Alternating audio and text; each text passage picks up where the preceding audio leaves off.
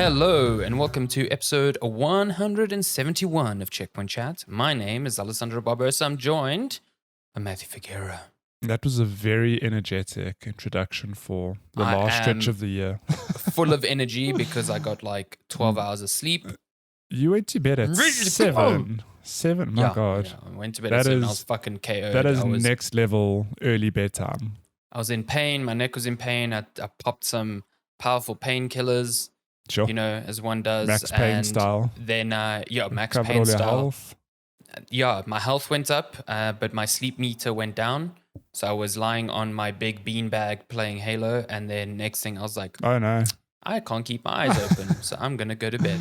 Oh shit. Yeah. I have this thing where like I can definitely tell when I'm tired when I'm playing a game, and it actually makes the game like worse for me. So I just stop.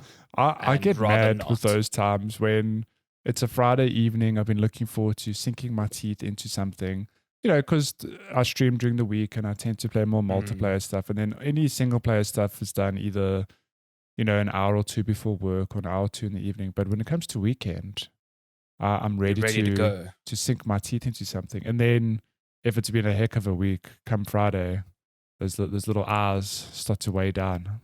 And I just get upset. You're like, no, I must keep them don't open. betray me. Yeah. No, I know exactly what you mean. You're just like, I only get 2 evenings a weekend and Friday is one of them. I need to be able to play my games. Come on. Yeah. But seven, it's horrible. 7's way early. I mean, do you not wake up at 3 in the morning or 4 in the morning and say, whoa, you know what happened? So Shani was watching TV in the lounge and I was, you know, in bed sleeping. And then she came to bed around 9:30. And I remember her coming to bed. And then I woke up at like 10:30 in one of those, like, I feel like I've been sleeping forever type of feelings. And I looked at my phone and it was like 10:30. I was like, oh my God, what the fuck? Halo time.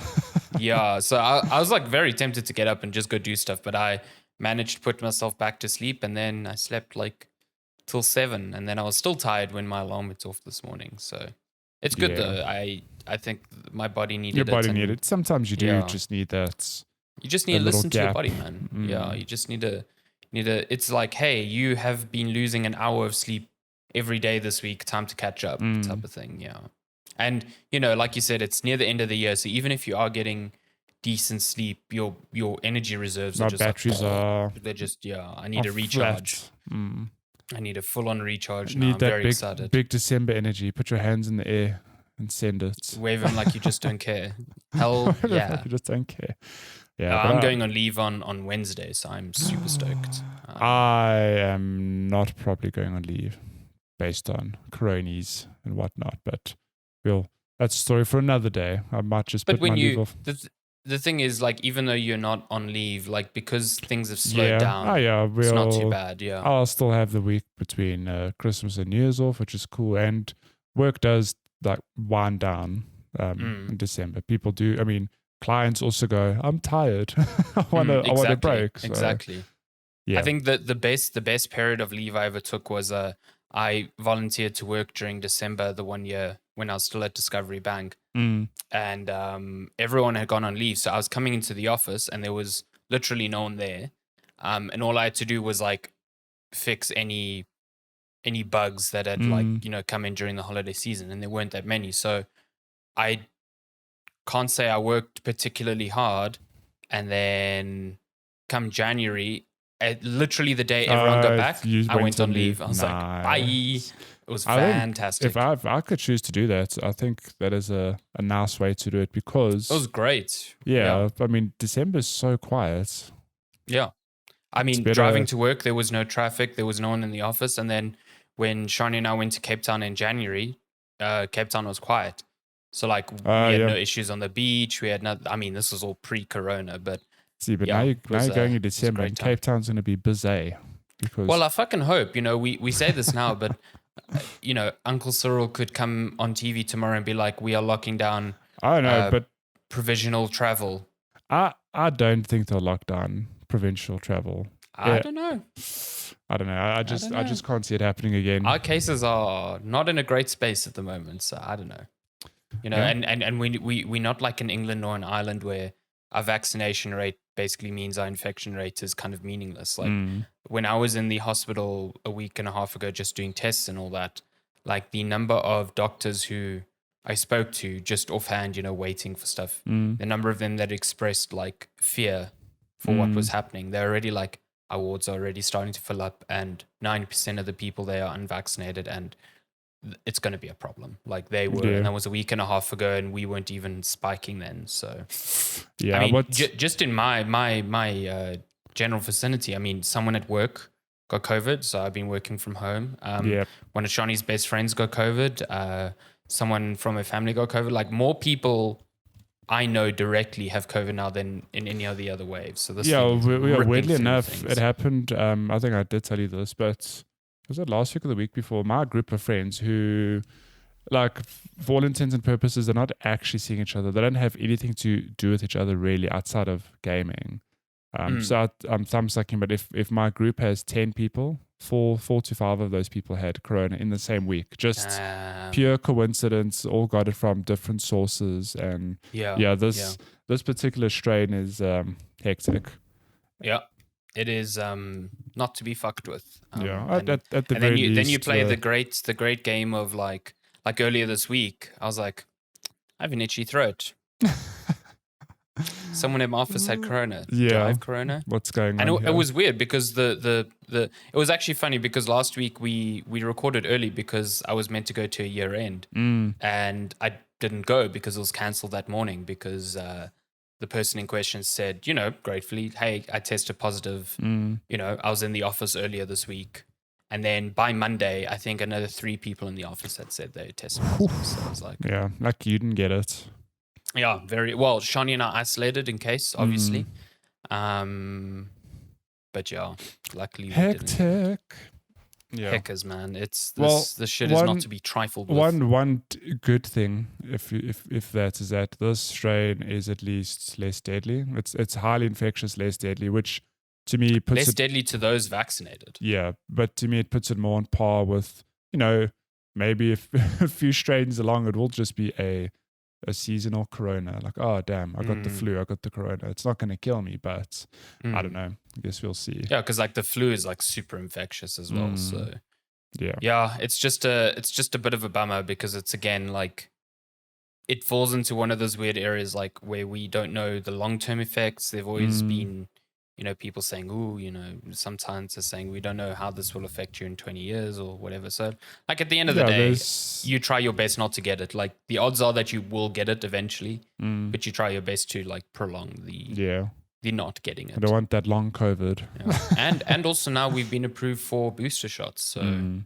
the next 6 months after you received your second dose, get your third dose. Yeah, get that Pfizer boost. My mom and in-laws could probably look at getting a booster in January, which is quite cool. Shani got a booster because she got J&J very early this year. So she got her J&J booster the other day. Nice. She's all juiced up. When she came over, we like, give me some of the J&J juice. Yeah. And apparently mixing them isn't a problem either. It's just like, whatever, man. Like just do your vaccines. Vaccine cocktail. Yeah. Just get them done. Just like... Yeah. Fuck's sake, just get vaccinated, you fucking idiots. If you're not vaccinated. Yeah. Good Lord. Good Lord. We all just want to go back on holiday and not have to care. You know. You want to go to Cape Town? I want to go to the UK? I mean, come on. Yeah. I mean, again, you look at the UK, like their infections are so high, but their hospitalization rate is so low because they're like 95% vaccinated as a country. And that's the thing. Like, I don't understand this misconception of people like, oh, infections are still going up, so the vaccine doesn't work. It's like, that's not what it's meant for. It hurts my eyeballs and breaks my heart. If you go to any Facebook post or tweet where it's like, hey, go get vaccinated, there's always a bunch of replies saying, but vaccinated people still get infected. Yes. Like, that's exactly how the vaccine works. The flu vaccine works in the exact same way. Immune? The flu vaccine is literally meant for people who have heart conditions who can actually die from the common cold, you know. So, and the flu vaccine every year prevents them from getting seriously ill. It doesn't prevent you from getting the flu. How many people get the flu straight after getting their flu vaccine? You know, So, that's all I'm saying. Like, if you're on the fence and you still don't know, like, the point is you will not get seriously ill. You will keep hospitals in check, and they won't have to impose restrictions because, like, then they won't have to worry about hospitals getting all fucked up. So, yeah. Anyway, so there's your December message. There's your December message. Go out in the sun, wear sunscreen, and get vaccinated. Boom. And wear sunscreen. You definitely wear sunscreen. You don't want that cancer. Yeah, exactly. Jesus. Yeah, I definitely need sun. I look like a fucking vampire. Oh my God. Like, you should look at me. I look like I've got lovely oh wait, don't look at that white arm, but look at my oh, you can't even see it on camera. I've got like a nice running tan. Oh, have you got that sleeve cut off? Yeah. Yeah. It's beautiful. I've got one for my watch. Like, whenever I take off my watch, I've got this very, very clear, like, white patch. My goodness. Yeah, listen, no one would say we're lovely olive Portuguese people. And speak at the Portuguese. Current rate. Yeah, we look more like Irish people. I'm wearing my Irish green. I'm ready. Yeah, exactly. Sure. Yeah. Sure. You know what else is pale? Video games. I was going to say, you know what else is Irish? Video games. Some of them. Some of them, yeah. Well, actually, I can't think off the top of my head of a game that even like stars an Irish person. Wasn't there that one game? This wasn't the Saboteur. Oh, you play as an Irish person. Yes, in World War II. Man, that game was cool. Yeah, like I never got into it. My brother played it a lot. It's like an open world World War II game. Yeah, open world like stealth. So you were mostly playing stealth, and it had all the Far Cry things back then already. Like, these are bases that you need to take over. These are things. But I just thought this, like, okay, so if you don't know, the Saboteur had this really incredible style where you were playing in France, and areas that were liberated from Nazi control had color in them. And if you went into a section that was still Nazi controlled, it went black and white. And the only accents you saw were like red. So like the red swastika and explosives that were red and stuff. And it was just so cool driving from like one area of the map into like the suppressed area, and the whole vibe of the game just changes goes down, because of that. It so cool, like really, really cool. Would love to see a sequel to that. I don't know. It was who made that? So EA published it. I actually don't know who. But who's the actual studio behind it? Because what have they done since? Saboteur was developed by Pandemic Studios, who should still be around if I'm not mistaken. Pandemic Studios, what the hell have they made? They're an American studio. They have made it was sold to EA, so it probably doesn't exist anymore. But they worked on, back in the day, Star Wars Battlefront, the original one. Wow. Destroy All Humans, the Mercenaries series, Star Wars Battlefront 2. Their last game was the Saboteur. Huh. Who knew? And they went into EA. So in 2019, their Brisbane office shut down, so in Australia. On November 17th, 2009, EA officially confirmed Pandemic's closure, laying off 228 employees.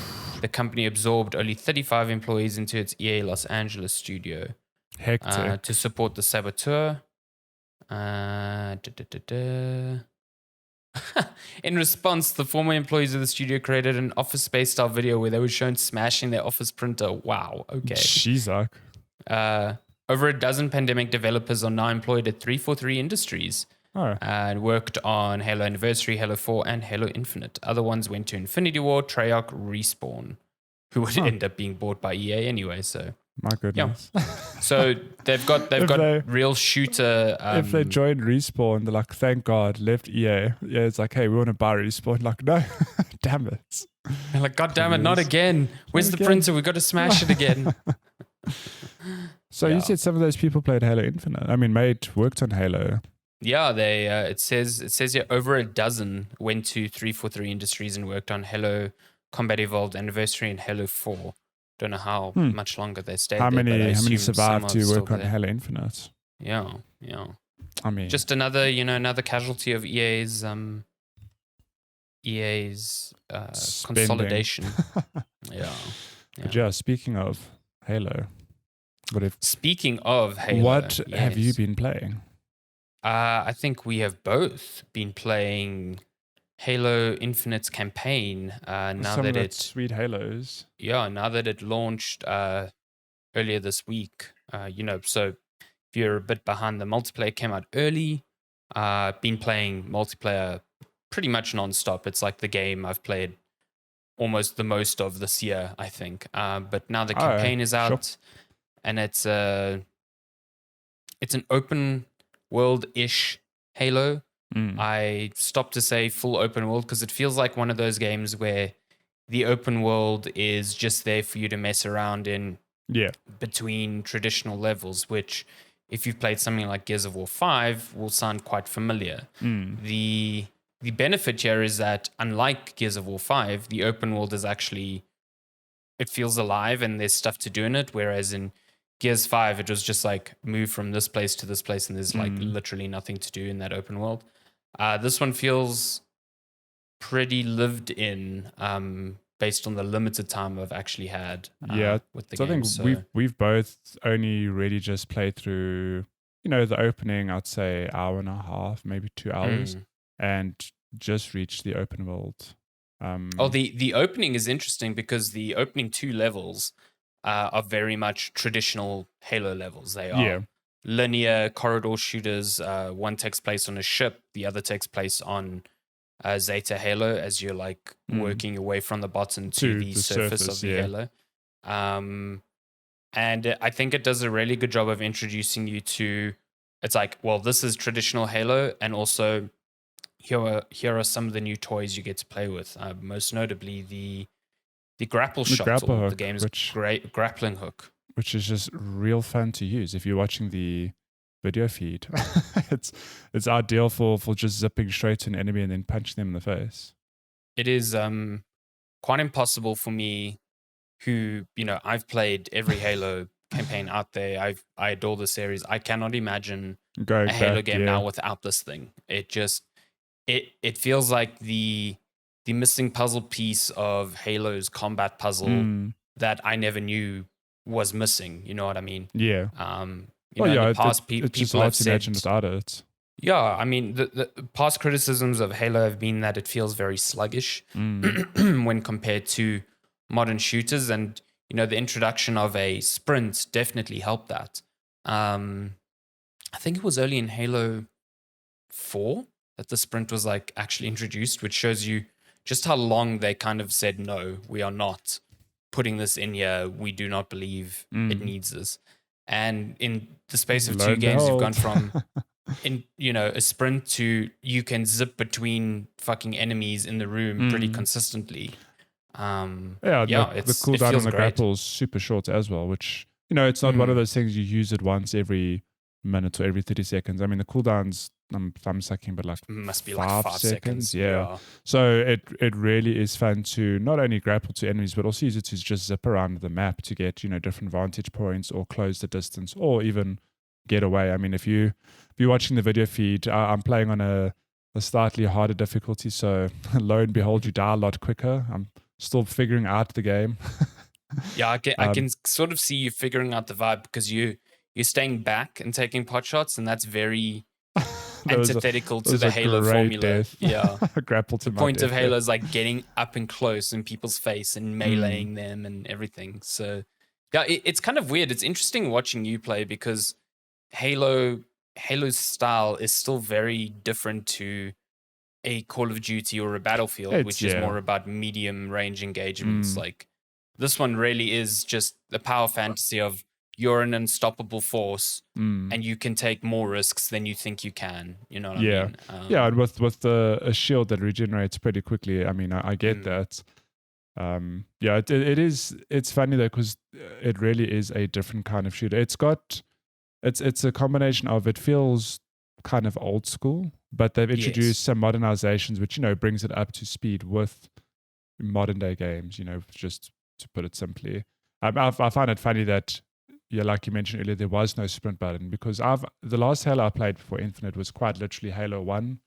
I mean, that was 20 years ago now, and thinking back on it now, I enjoyed it, but I can't imagine playing it like that today. There's no sprints. The spaces are so big, So trying to navigate that without a sprint button, I can get that, that sluggish criticism.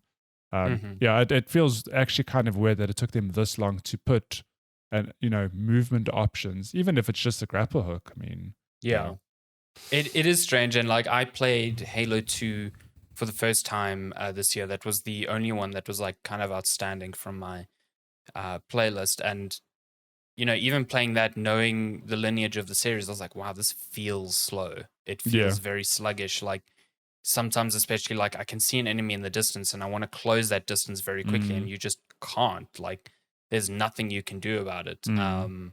So yeah, this just feels like a world apart, and just feels so natural to the Halo formula. It, if you compare it to traditional or the remake of Doom, which was very fast, that game lives and breathes on its speed, and with Halo having a sort of classic feel, very similar, I think, to Doom in a way where it wants you to be, it wants you to take those risks. It wants you to put yourself in danger and not just like hide behind cover. Like it needed something to accelerate the rate of gameplay a bit.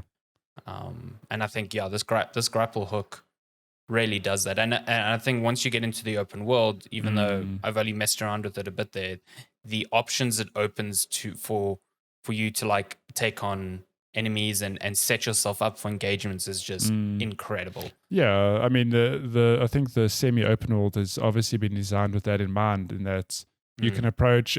So look, I don't know in terms of story how linear the game will get if you were to just follow story beats.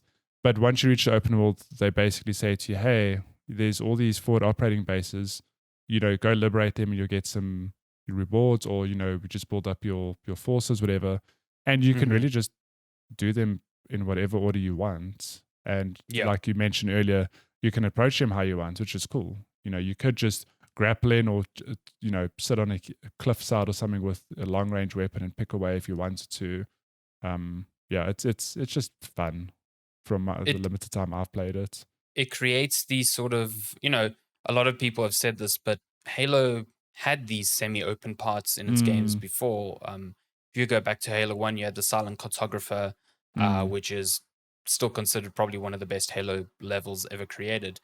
And if you look back at when it came out, 2002, around about there, you had this semi-open space and you could go to the objectives in any way, and there were enemies to tackle along the way. Like that's essentially what they've done. They're like, this is that level just on 10 times a bigger scale. Essentially. And here are tools to make getting around it a bit more fun, as opposed to like you have to get in a car and just drive. It's great. I think it's really, really fun so far. And the shooting feels solid. It's got carry on. No, I was just going to say it's like dumb fun, because there's no shortage of weapons. So if you've never played a Halo, it's not a typical progression system where you start the game with a pistol and then you get an assault rifle, then you might get an energy weapon. You can basically pick up any weapon from the get-go, because I think the game is designed with that in mind, of you need to intentionally swap weapons because you don't have huge ammo reserves. It's like you might pick up a weapon called a needler and it's got 70, 80 needles. So that's like 3 clips. Use that. Oh shit, it's got to swap to a plasma pistol. And just the weapons themselves are just fun to play with as well. I think there's all the staples there. You would probably know better than me. I don't know which weapons are new. But a lot of them are new. Yeah, lot of them are new. But even from Halo 1, I mean, lots of the Covenant weapons, the Needler was in Halo 1, the plasma pistol was there. I know these weapons despite only having played the first Halo. But there are tons that I still need to obviously encounter at some point during the game. Yeah, it's definitely got a flow where it's like you need to be swapping weapons quite frequently. Because you're running out of ammo, and also just because you're coming up against different enemies where this weapon will be better for crowd control and this one will be better for taking out brutes very quickly. Like I see you've taken a fancy to the Mangler, which is a new weapon. Oh, is that like the revolver-esque weapon? Yeah, that thing is fucking amazing because it can cut down brutes so quickly if you get headshots. So it's really, really good. And then it's got like a blade on the end, so your melee is actually stronger. So if you zip yourself to a brute and he blocks his head from a melee attack, if you have the mangler out, you'll actually knock off his helmet immediately because you do more melee damage. So like, it's all these little decisions to consider, depending on the style you play. And I think the weapons just augment that really well. I think they've made good changes to traditional weapons, like the plasma rifle isn't semi-automatic anymore. It's a burst. And the bullets seem a bit slower than usual. But like the needler and the sidearm pistol and the traditional assault rifle feel the same. And those are the staples that you start levels with, but you likely won't end levels with them in your inventory. No, you're always swapping out to something, And that pistol still feels unbelievably good. Like one of the best pistol feels in games. Yeah, it's so good. I must say, I love the needler, multiplayer and the needler's great. The needler's so good. Yeah, it's a good time. But they've kind of like buffed it a bit because the auto tracking on the needles is so much stronger now. Like once you get one needle in, you can literally go around a corner and the needles will just follow. It's kind of crazy, Yeah, but I mean, so I've only played, like I said, maybe 2.5 hours. I don't know, but I'm very, very keen to play more of this over the December break. Me too. How long is the campaign? Has anyone indicated like more or less? So what I read was like if you just mainline the story missions, it's around 10 to 12 hours. Okay. But if you do a healthy dose of side missions, and apparently you will struggle to just mainline because you get valor points for side missions, which are used to upgrade your inventory. So something that's new to Halo is that your tools like your shield and your grapple hook, and I assume other pieces of equipment you'll get later on, you use valor points to kind of augment them and make them better. I know the first upgrade for the grapple shot was like it electrifies enemies that you hit with it, so it stuns them. Later levels apparently obviously expect you to have better gear, you'll struggle if you just try and mainline it. But I mean 10 to 12 sounds exactly like good, what a Halo campaign is. I'm keen to give it a go. And already, I mean, this is sort of part of news, but 343 and Microsoft trademarked something this week called Halo the Endless. And because I'm a news writer and had to read up on that, I kind of got, I wouldn't say spoiled, but like I know that the Endless are a race of things that kind of appear in Halo Infinite story. So that could be the next chapter of the story. I mean, this is a platform for the future of Halo for the foreseeable future. So I see them releasing new story content quite regularly. Yeah, I was going to ask, I wonder if, they just add to Halo Infinite for the next 5 to 10 years. It's like, here's a new story chapter. Very similar to how, I don't think it's on the same level as a Destiny in terms of, a live game. But if you look at Destiny 2, came out on last consoles, each expansion adds to the story. I think it's going to be a similar vibe to that. Definitely. Okay. One executable for, they kind of did that with the Master Chief collection. They're like, here's this collection, and over time they've added more games to it, added more features. I'm just watching your footage now because this escape from the ship is just incredible. My computer's like, is it struggling on your computer? No, just a few segments. You see a few frames dropping there, but the opening level was great. I really enjoyed it. I would recommend if you are playing on PC like Maddie is. Digital Foundry released a video where Alex Battaglia went through his like recommended PC settings. I would take a look there because this game is very heavy on the CPU. And there's 1 or 2 settings that you can set where you won't likely see a difference, but it'll drastically help your CPU performance. Yeah, I need to go watch that. Yeah, and that's where the frame drops are probably coming from. It's definitely not your GPU struggling. No, I was also like, what's wrong with my CPU? With my GPU? It's good. This game is definitely heavier than.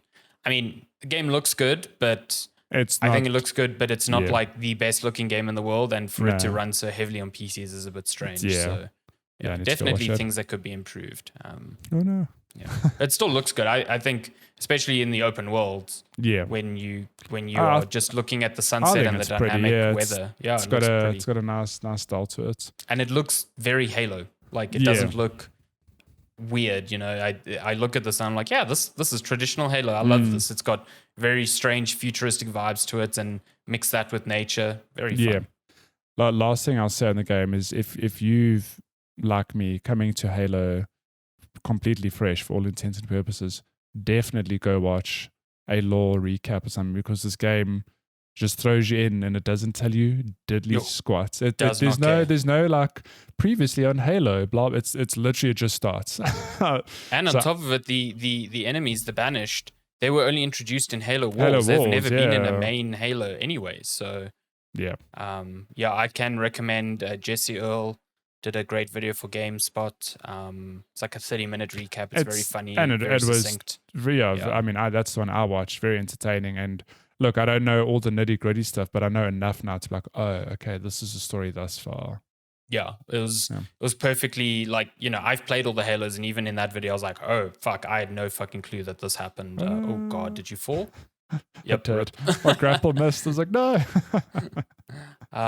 Goodbye, so yeah, Chief. that recap video is definitely worth it, just to get you up and running on you, especially because Halo 5 story is so fucking whack. It's just Halo 4 and 5 stories, I really didn't enjoy them, crazy, but the lore they keep with it. So yeah, you kind of need to know why, for instance, like Cortana is not around. Who the weapon is. Kind of important. Yeah, who the weapon is. Yeah, who the Banished are. Like, yeah. So exactly. Cool. Halo Infinite. That's Halo Infinite. I'm sure we'll have a little catch up. I don't know if we said this, but yeah, this is technically our last review episode where we talk about actual games. So yeah, expect more of that. More from this next year. Next year, yeah, definitely. I think if I had played a bit more right now, it would have featured in my Game of the Year decision. Yeah, likewise. It's just a bit early though. Enough. Yeah, I just haven't played enough. Yeah, and so I've also been playing some Pokemons, but I wanna get into that early next year when I've actually Pokemon BDSM, Brilliant Diamond Shining Opal. Oh no, BDSP. BDSP, exactly. So close. But yeah, one other thing before we dive into news and whatnot that I did play this week. So for those of you who don't know, there's a new Matrix movie coming out. Surprise. It's actually out. Is it next week? This week? No, it's out on the 22nd. This coming week is Spider-Man's. Spider-Man, that's it. But yeah, in a very interesting partnership, I guess, Unreal and the Matrix people got together and said, let's make an interactive experience for current, not next gen anymore, current gen consoles. And yeah, it's for all intents and purposes just a showcase of what Unreal Engine 5 is. And let me tell you, it is quite something. So you haven't actually played the demo yourself, but you've watched. I haven't. Yeah, I've watched snippets here and there. Snippets. Yeah. So it is a free demo. Firstly, it's called the Matrix Awakens, I think. Yeah. And you can get it on PS5 and Xbox Series X and S. So. Yeah, not on PC, weirdly enough. Not quite sure why, because it's made I reckon by Epic, it's a security thing. They don't want people cracking. You think? Yeah, they want them to. Yeah, that's a good point. Yeah. So yeah, it's, if you're watching the video feed, you'll obviously see what's going on. But for those of you who can't watch, it's really just it starts off. It's a combination of what seems to be. It looks like actual footage from the Matrix, but if upon close inspection you realize, like, oh no, this is all rendered, and it's kind of weird. Crazy. Yeah, it's kind of weird because Keanu Reeves is busy speaking about, like, how do you tell between what's real and what's fake, and it kind of intersperses between new footage and footage from the original Matrix movies, and you look at it, you go, oh, that's from the original Matrix, except it's been re-rendered in Unreal Engine 5. So it makes it very difficult to, it straddles that line of what is real and what is fake. And like I was saying to Alessandro before we started recording, it's if you look closely, we're not there. Like we're 99% there. it looks real, but you can just see that it's generated. Like, look at this. Is this from the movie? This is the thing. I've been both, like, twice now. I've been looked at it and been like, so the opening scene when Neo is sleeping on his computer. Maybe it's because I rewatched that movie literally this week. Like, I could tell like something wasn't right there. But I'm looking at this now and I'm like, I can sort of tell that it's generated. But look, now there it's real. That's Keanu Reeves, but is it? Because look, it just goes through the mirror. Oh wait, no, it cuts there. Okay, but you see what I mean? It's very clever. This you can see is generated, but it's still this done you can definitely see so well. It's like, wow. I mean, we are getting towards that uncanny valley, exactly. Yeah, thing. And I think what's important here to note is that this is all real time. Exactly. It's not pre-rendered, and that's what makes it most impressive. Because pre-rendered, you can get pretty fucking close to real nowadays.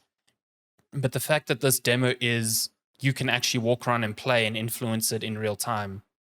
That's the impressive part. Yeah. So this beginning bit is really just, it's some fun banter. I'm just going to skip ahead for video viewers. This is where you, the player, arrive. There's just some. It's actually funny. They kind of lean into the silly side of this of like, maybe for all intents and purposes, other promotional footage would be like, this is a preview of the movie, whatever. But they basically say like, no, we know this is a game. You're just here to see. To mess play. Around. And yeah. I'm looking at that Neo, and what it reminds me of is in the Matrix Reloaded, he has that fight in the park with all the agents. Yes. And the CGI, if you look back at it now, is like kind of bad. They all look plasticky. He looks better than that plasticky. It's just, we've come such a long way. I mean, goodness, look at this. In the opening, he does say like they imagined what things would be like in the future, and it's weird how we're there. Like, it's difficult to tell between what's real and what's fake. And if you're watching the video now, this is actual gameplay. And sorry, audio listeners, you just have to imagine it is visually unbelievable. How much detail is in this. Holy hell! And I'm playing on a PS5, and PS5 is a current / next gen console, but to have this running on a console as a tech demo, it makes me wonder, holy shit, this is the baseline. What's going to happen when developers have this toolkit to do whatever the hell they want with?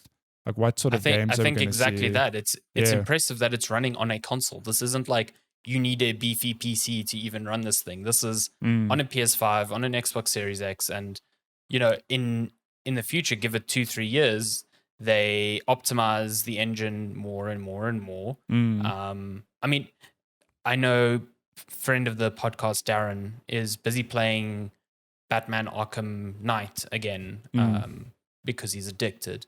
I thought you said he's a dick. Well, he is that too. But Shit. That game came out quite well, like in the middle of the last gen. Yeah. And that wasn't even using Unreal 4. That was just 3. So that just shows you how far a current engine can be pushed beyond its initial means. So if this is like you said, this is the bar, like, my God. It's insane. And it's funny because I was going to say it's Unreal. And in the trailer, in the gameplay itself, they do say like, it's Unreal. Like, God. It's very much an ad. I mean, look at this scene. Look at how much is going on. I know, and it's there's no FPS drop. I mean, it's unbelievable. It's crazy. I mean, to me, what's most impressive is the character models are where you can really tell it's in game, but the city. The city is what alive and real. It's the buildings and the detail of when you're zipping by. I thought Spider-Man got that pretty spot on, but this is on another level. Yeah, I mean, just the level of destruction that's going on here, and it's yeah. But even the physics, like how the cars roll. I mean, that car just rolled into another one, and it sounds funny to say, but almost organically it folded into that car.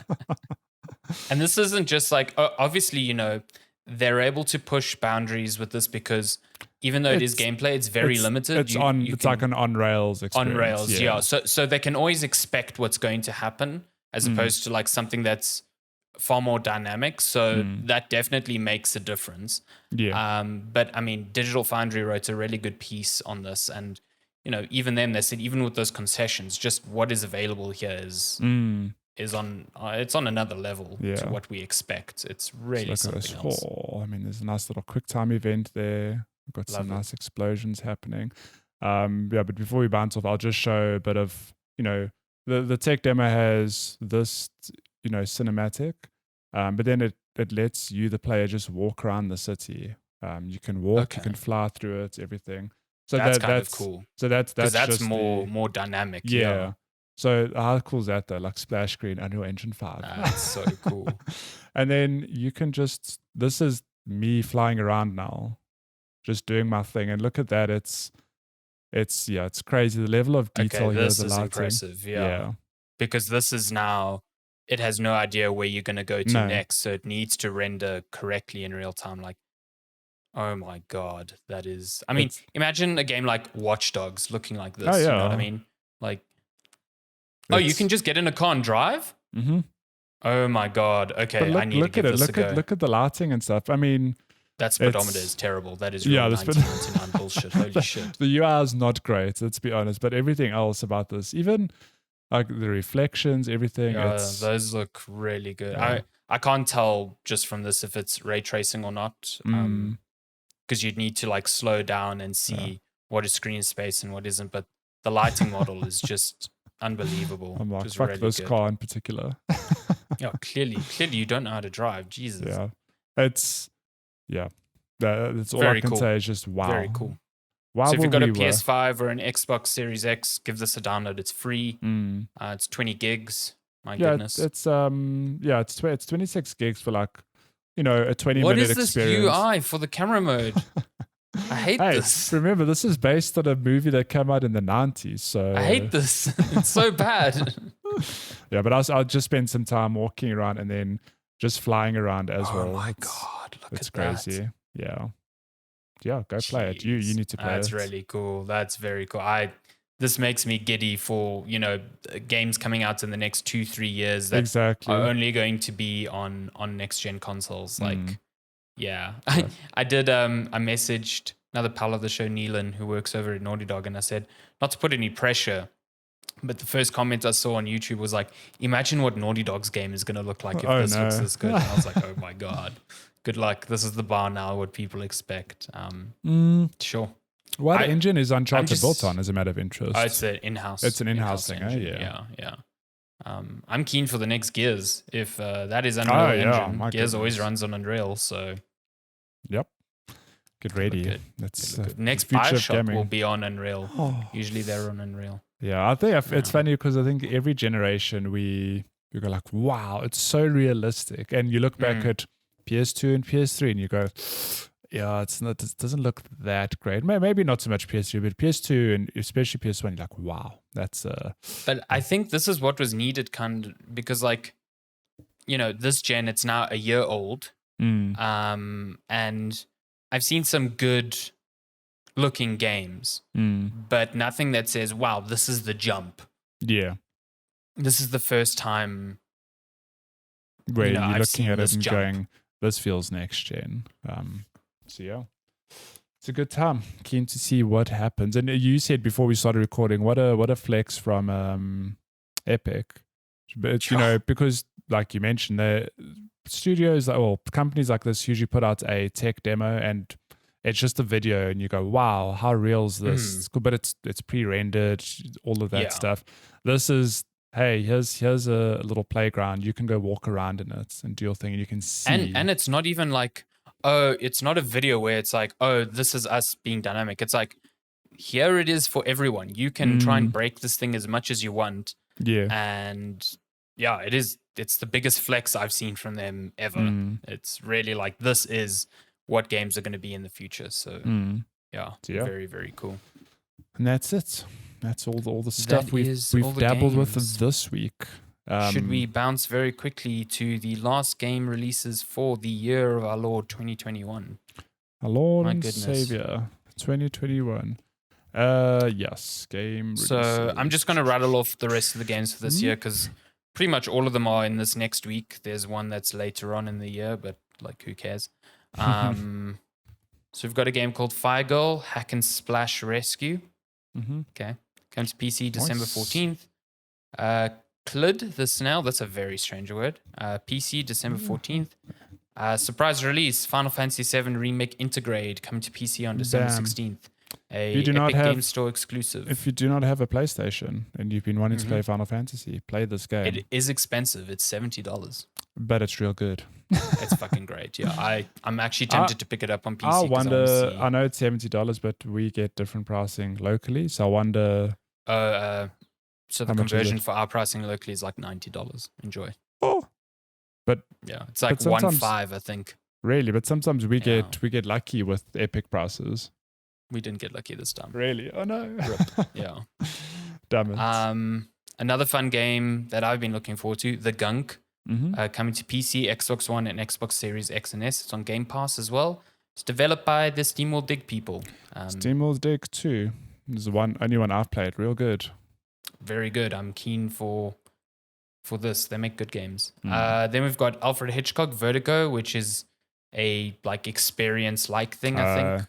Doesn't say like the how's Matrix. that a game? So that's coming to PC December 16th. Got Trash Sailors coming to PC December 16th. Sure. Weird one. Alien Isolation has been ported to Android and iOS. How? Out on December 16th. I would love to know.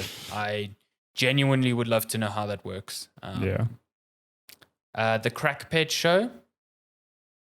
Okay. Steam Early Access on PC December 16th.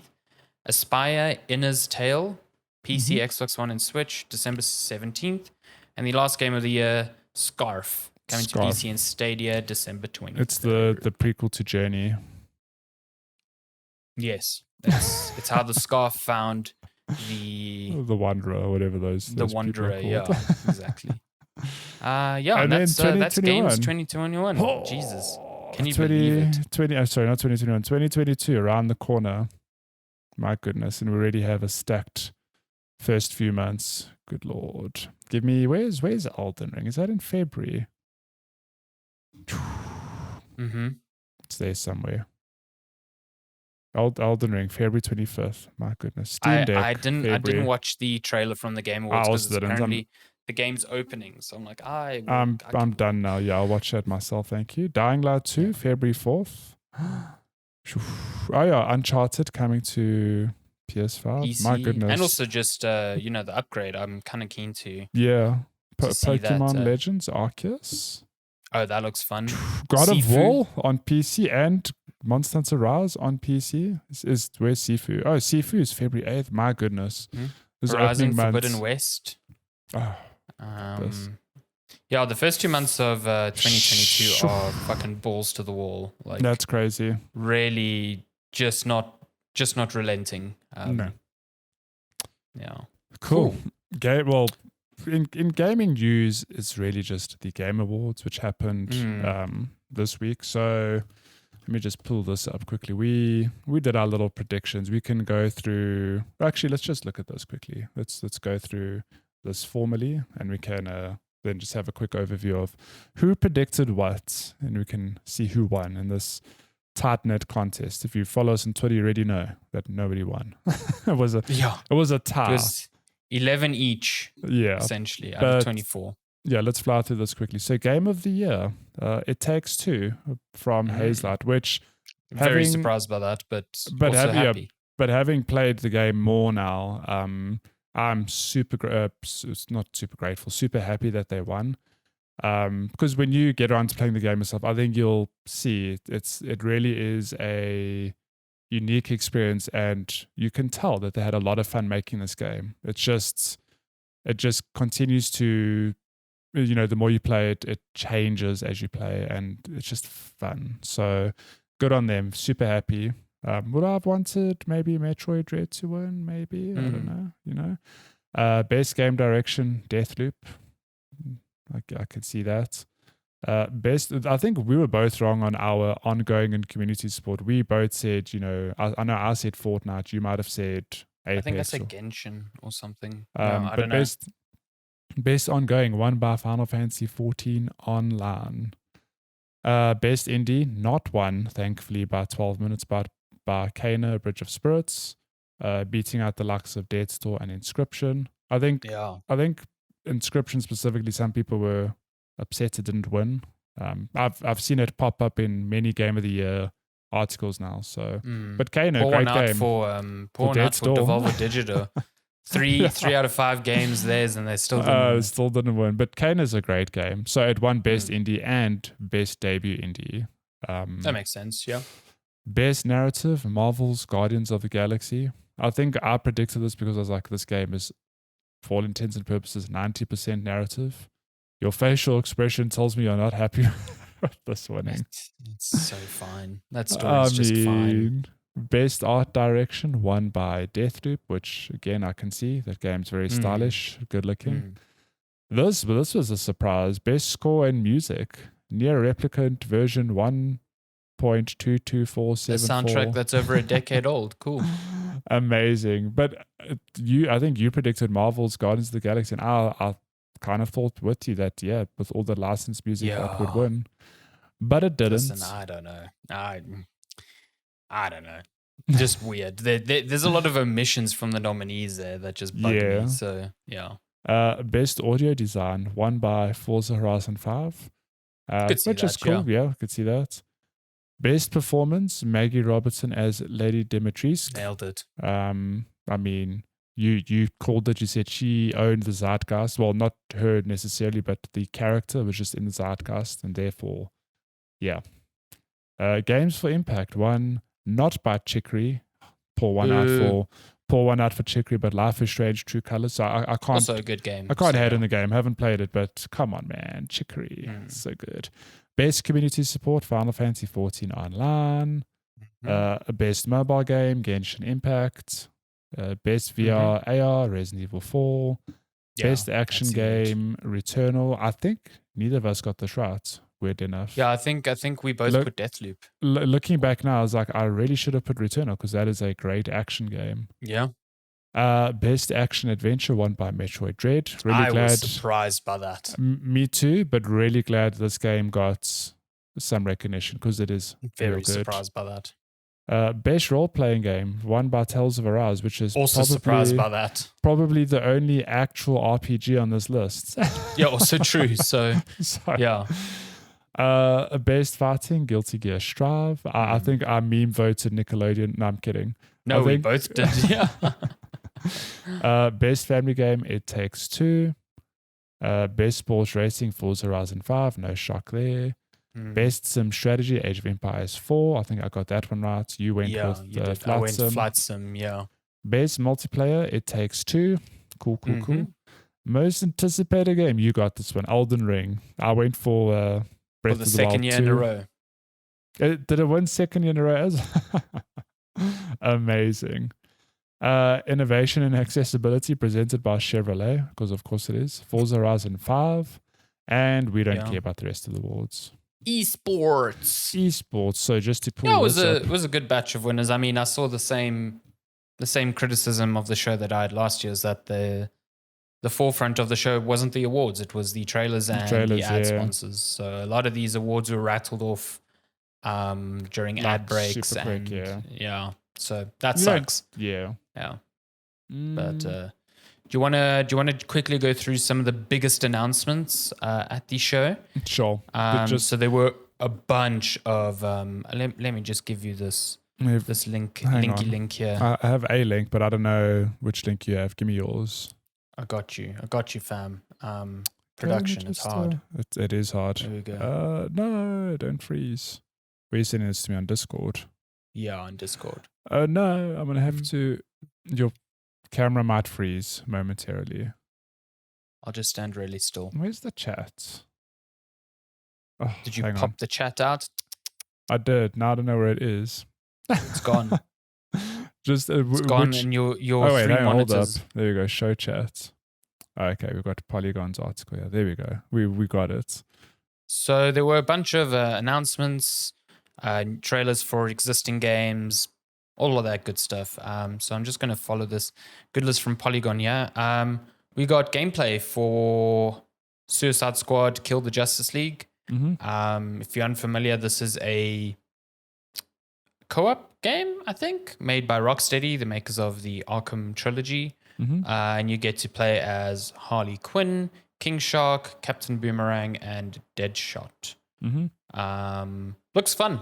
Game looks real fun. Yeah, the action looks chaotic and fun. It looks really good, I think, visually. And I think it's got a really cool sense of humor to the action. I thought the banter between the Flash and stuff was really fun. That's cool, yeah.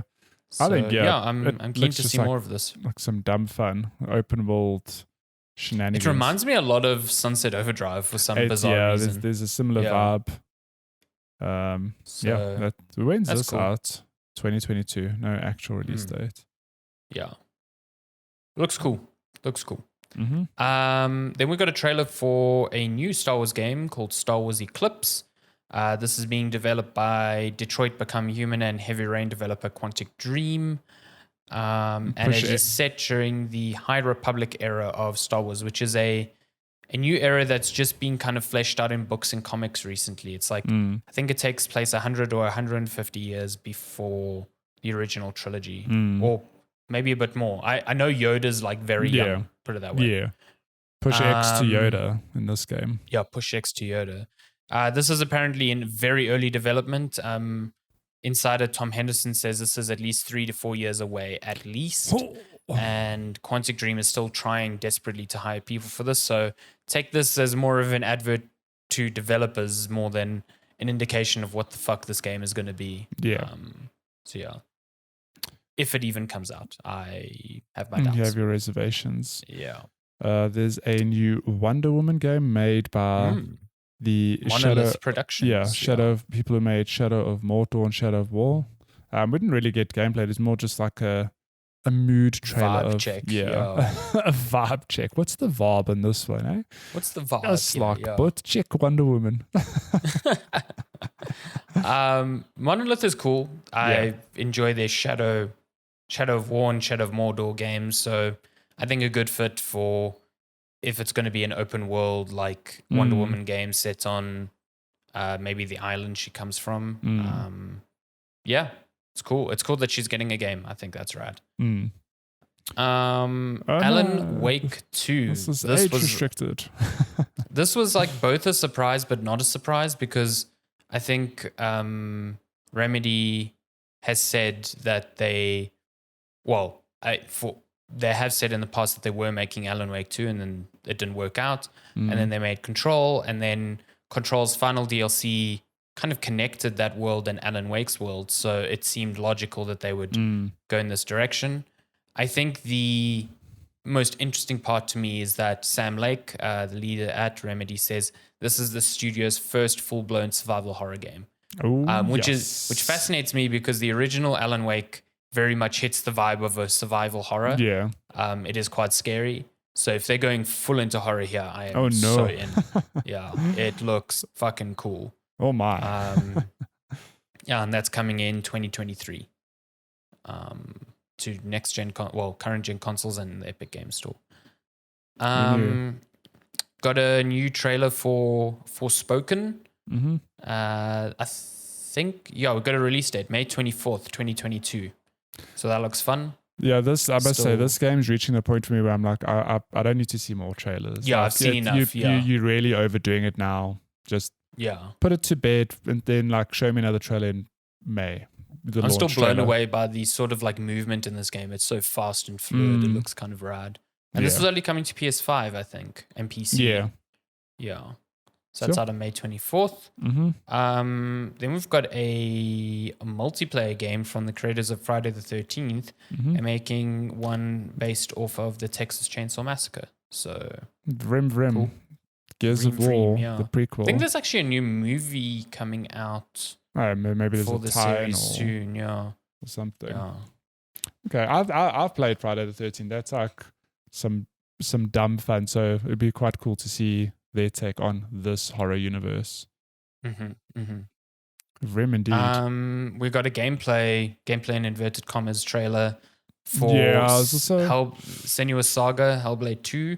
I was also a bit like, is this gameplay as much as you see, so this is where I start becoming excited because this is on Unreal Engine 5. Oh, so true. They did pivot to Unreal Engine 5, and to show this at the same show where they showed off the Matrix, I'm like, yeah, this could be gameplay.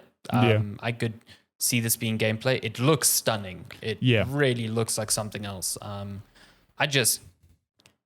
also at a point of this game where it's like Microsoft keeps showing it off and they don't even allude to release date. Yeah. So like, how far away is this game? Yeah. You know. So, but it is pretty fucking gorgeous. Yeah, it's some actual eye candy. I hope it's good. It looks good. So, yeah.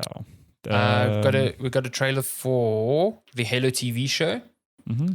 The production value on this looks insane. No, it's out next year. The production on this looks kind of incredible. I think if this is taken seriously enough, this could be a big series. I mean, look at this. This looks gorgeous. Just excuse the garbage compression on Twitter. The encoding on Twitter is bad. I mean, Master Chief's suit looks really impressive.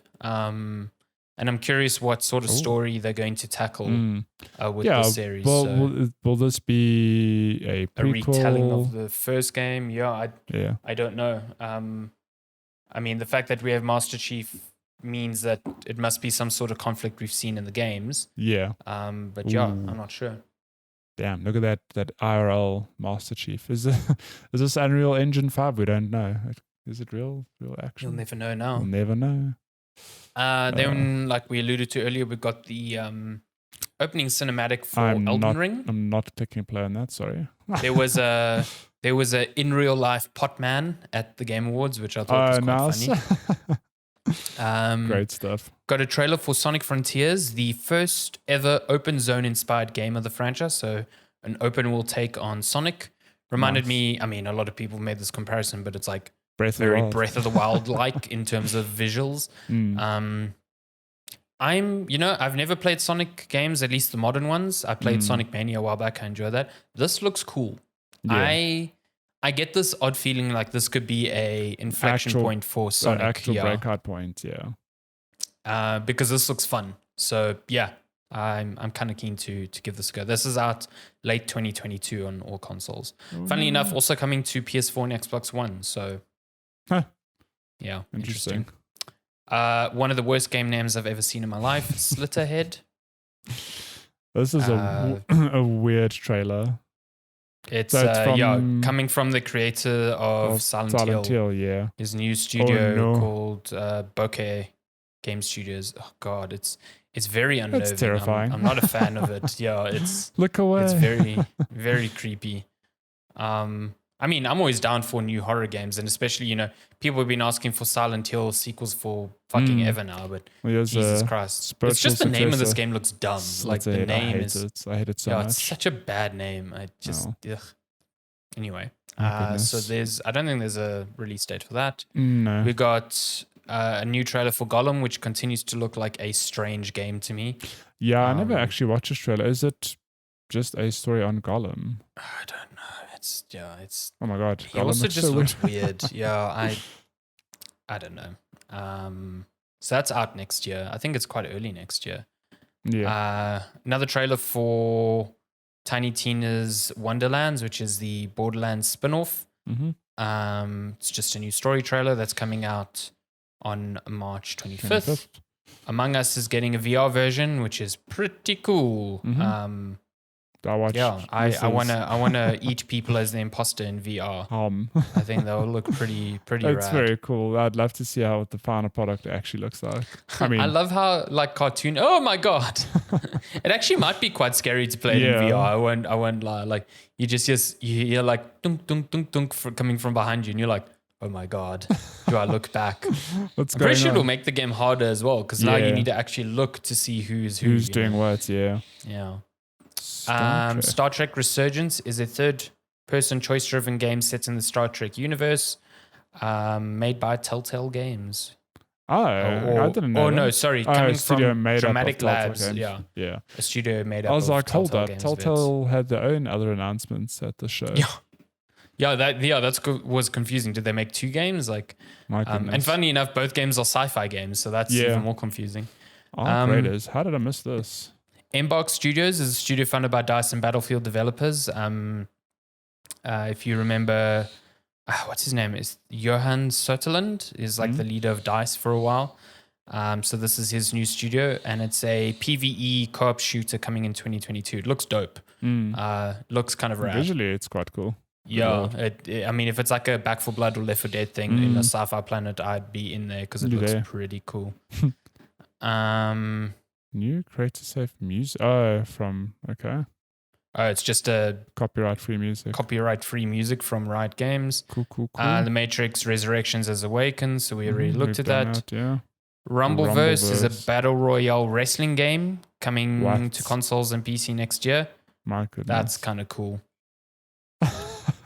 This is a Darren game if I've ever fucking seen one. This is the most Darren game I've seen in my life. A battle royale where you can suplex someone from a like skyrise. Like, yeah, this actually looks kind of cool. Like, what if I'm like blanking now. The Nintendo brawling game, Smash Bros. What is Smash Bros. But a battle royale type of thing? Amazing. Looks fun. Here we go.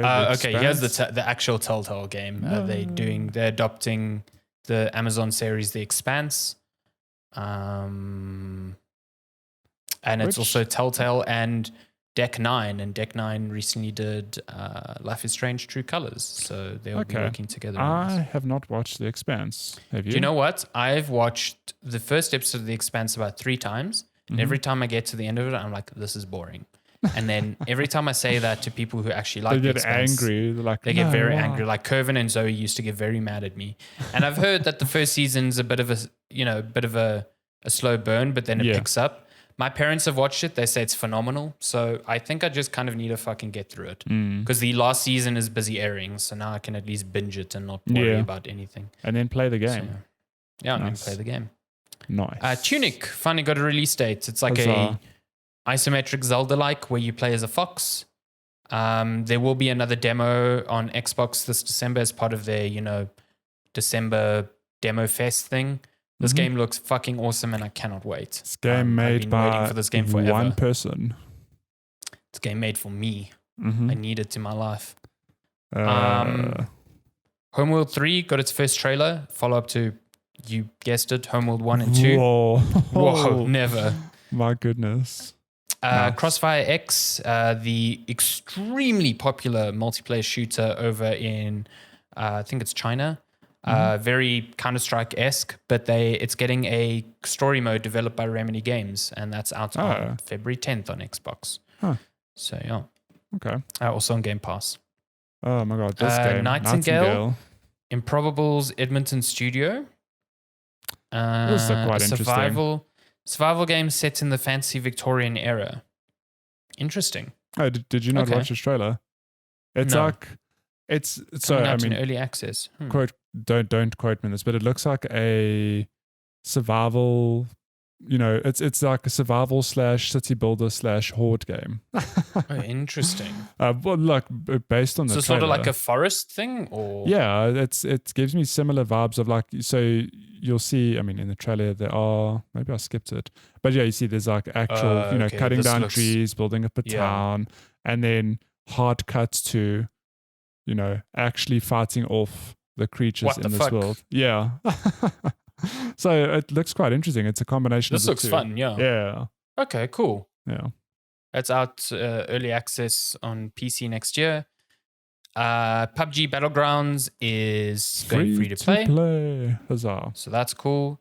Chicken dinners for everyone. Cuphead's DLC's finally got a release date. The Delicious Last Course. I never realized that. Delicious Last Course abbreviates to DLC. Wow. I did not notice that either. Amazing. That launches June 30th, so still a while away, but thank God we finally got a release date for that. I need to play this game. Oh, so good. The original. Really good. We've got a full trailer for Sonic the Hedgehog 2. And Idris Elba said he wouldn't make Knuckles sexy, and he just lied. So this man lied to our face. My goodness. I don't know if you've watched the first one. No, I haven't. It's very fun. Like, I watched it at home. I didn't go to the cinemas to watch it or whatever. Yeah. And I probably won't do that for the sequel, but I watched it at home with Shani, and I was like, that was a fun 110 minutes I spent with my life. Like, it was cool. Nice. So I'm kind of keen for the second one. Like, it could just be more fun. Yeah. Thirsty Suitors. Yeah, a new game being published by Annapurna. You tackle relationships, family dynamics. There's fighting, skateboards, cooking, and much more. That sounds like a good Venn diagram of cool stuff. That's all of the cool things in one game. And then we've got the final game. The French studio Shira Games announced Dune: Spice Wars, a real-time strategy game with 4X elements. And it's also obviously, Dune is back in the RTS space, the public consciousness. So we're getting a new RTS Dune. So and I'm sure the trailer is very much a vibe check as well. Yes, there's no nothing. It's like a hand holding spas, holding sand, holding the spas, some spas, and I think spas. I feel like there's something we're missing here, though. There was a game called Enjoy Your. What is it called? Death. Something with death. That looked really cool. Happy. Enjoy Your Death Game Awards. Death. Trailer. That looked really cool. Have a nice death. Here we go. Have a nice death. Yeah. So maybe this wasn't at the Game Awards. Maybe because there was an indie showcase happening just before the Game Awards. Please hold. Let me just enjoy this Coke ad. So maybe that's where it was announced. But this is cool. It's a new roguelike coming out next year in early access, but it's also launching proper in March. And you play as the Grim Reaper who's going to kill off souls in the underworld because they are preventing him from going on leave, which I think is just a very fucking great premise. I said it in the Discord, but the vibe reminds me so much of the Grim Adventures of Billy and Mandy, like that old cartoon. It's like that cartoon in Hollow Knight had a baby. Yes, it looks great. Super excited for this. Really, really keen. So, I had no idea it was a roguelite. That's cool. Yeah, you can play it now. It's out in early access, so I'll wait. Yeah. I'll wait. Cool. Kind of keen. It's all the Game Award shenanigans, and that's most of the news anyway, as well. So, should we move on to the final questions for the year? So, if you want to send us questions next year, or just want to fill up our inbox for next year, you can email us checkpointchatpodcast@gmail.com. You can also find us on Twitter @checkpointchat, on Instagram, on Twitter, on TikTok, everywhere. All the places. Sorry, I just got distracted by, there's a thread. I will link it to you in Discord, but there's a thread of shots from the Unreal 5 engine Matrix thing. Versus the movie, and it's just kind of fucking incredible. Amazing. Cool. We have good guy Malesh sent some questions earlier this week. Oi, Governor. So with Ham and Max headed to the final race on exactly equal points, there have been many comments that F1 is scripted like WWE. If you were the showrunner for Formula One, how would you write the upcoming finale? So basically, I'm not asking for your prediction. I'm asking what would make for the best TV.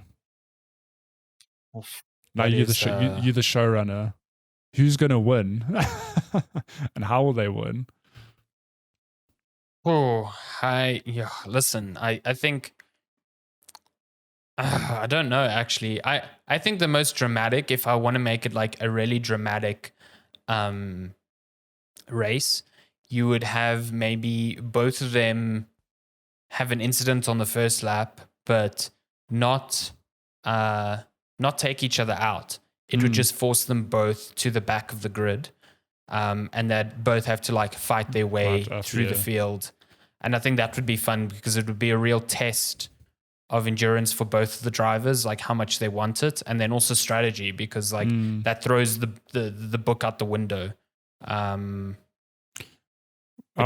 want to say, wouldn't it be anticlimactic if neither of them finished the race?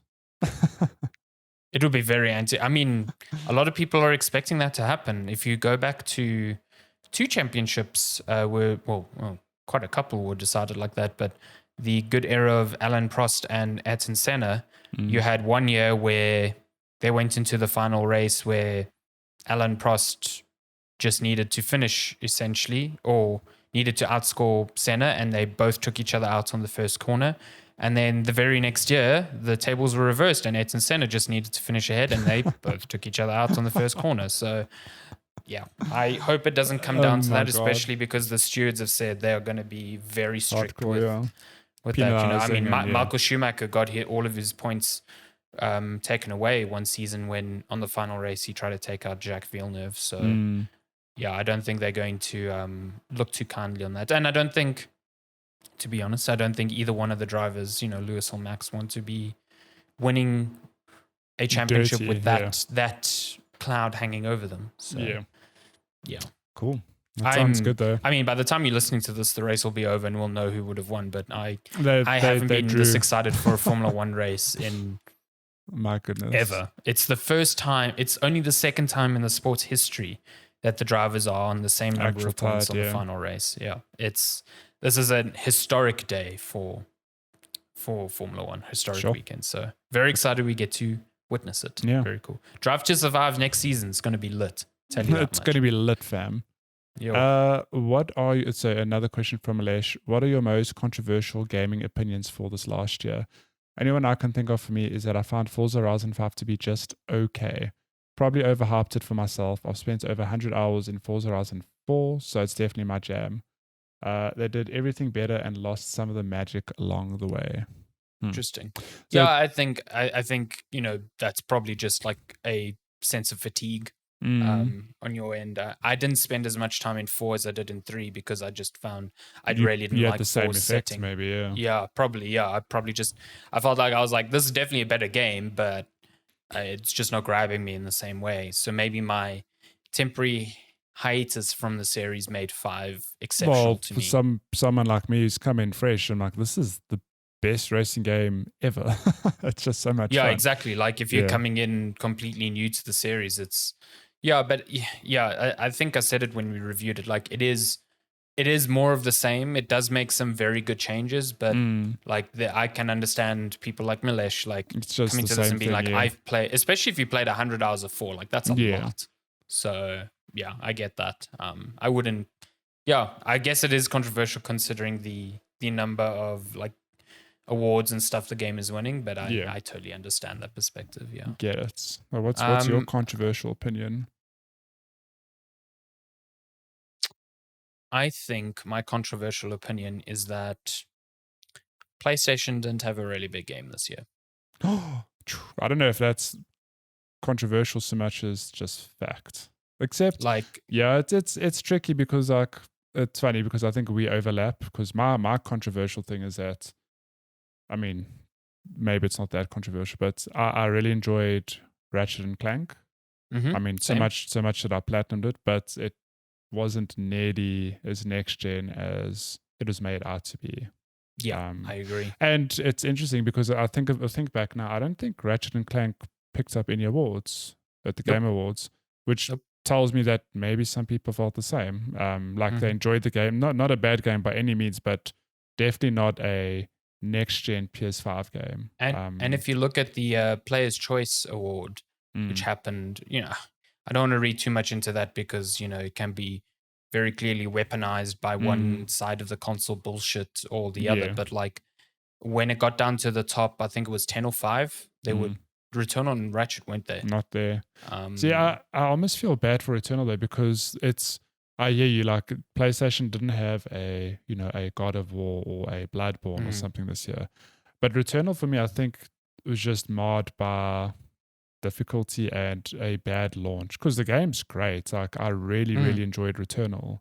But also it's from a lesser known Sony studio. So and I'm glad it hit for them. Like again, it's weird. Like I loved Returnal. That game fucking infuriated me, and the amount of satisfaction I got from when it ended was just remarkable. And I loved Ratchet. I loved the Ratchet and Clank series. I like you, I platinumed it. I had a fucking great time with it. But at the end of the day, I don't think.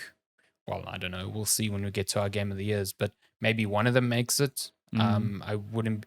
But they don't rank like in my memory of like, man, that was a banger game of this year.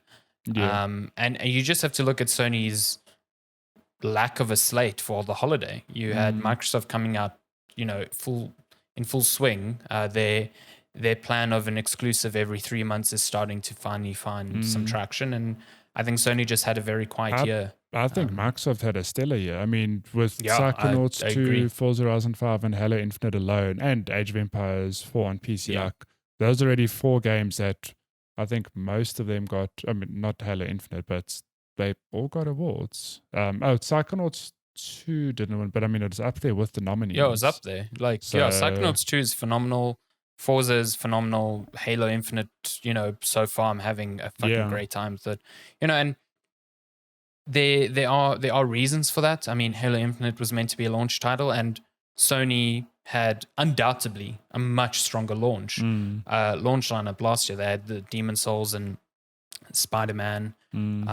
So yeah, it could just be that Microsoft and Sony had different cadences to their releases, and we're just feeling Microsoft's swing now where we felt Sony's last year. So I think Sony might have a look. It's always difficult to Sony's year next year already looks stacked. Yeah, but it's I mean, not that it's a bad thing, but it's sequels to games that we already love. I want to see what are their surprises. I mean, and Microsoft is the same thing. It's mostly sequels to. I mean, all of them are sequels to existing franchises. No original IPs. Yes and no. I mean, we've got original games coming from Bethesda. Now, Microsoft Studios. So you've got Starfield and Redfall, and you've got Obsidian working on Avowed. But I'm saying Sony itself. Are you saying in this year?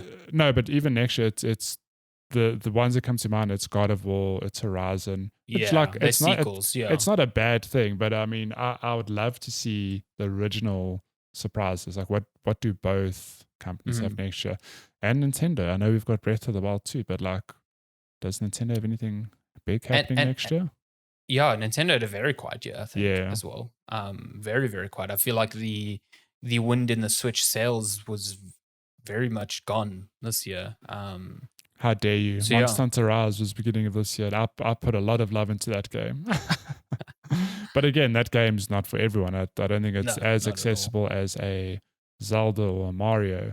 And Metroid Dread as well, like great game, but it's I almost said as a niche Nintendo game. Not everyone's going to look at it and go like, oh my God, like a Metroidvania, cool. So next year I think it's going to be pretty interesting. Cool. Okay. Thanks for the question. Yeah, let's move over to Twitter. We have a question from, hang on. Okay, we've got a question from Megs who says, you're flying to Gamescom direct. An engine falls and the plane starts to dip a bit. So basically, we're going to die. The food being served is beef lasagna, chicken curry, and salmon sushi. Drinks served are Coca-Cola, Fresca, Sprite, brandy, mango juice, and Scotch whiskey. What would your last meal and drink be from the above? Beef lasagna. I would definitely not make aeroplane sushi my last fucking meal. I can tell you that much. I'll die. Like, I would not make that my top 10 meal. Like, that just sounds like a fucking disaster waiting to happen. Like, go down and shitting yourself with the plane. Like, I mean, the same could be said for the chicken curry. You don't know how that'll turn out. Curry's generally good, but plain curry? That depends what airline. When I flew Emirates and Qatar, I had phenomenal curries on there. Like, really fucking great. So, yeah. I'm just going to play it safe and say some beef lasagna. Beef lasagna sounds like a good win. I mean, it's also just like your last meal is pasta and meat. That's up there. Some of the best food combo you can get. So yeah, and then for drinks, Fresca. Because if I could have some Fresca in my life again, I don't think you've never had Fresca. Ever had Fresca? Oh. Yeah, Fresca was a good time. Although. Maybe it wasn't a good time and it's just my childhood memory going, oh, Fresca. If I were to try it today, maybe it's not that good. But yeah, it was a good drink. What would you have? From Coca-Cola, Fresca, Sprite, brandy, mango juice, and Scotch whiskey. I love that it's just mango juice. No orange juice for you, sir. You could mix your orange juice and your whiskey if you're really feeling frisky. I just have a Coke, honestly. I just smash. I mean, I'm going down. I'm going to have a refreshing Coca-Cola. I mean, I don't have to care about carbs anymore. Exactly.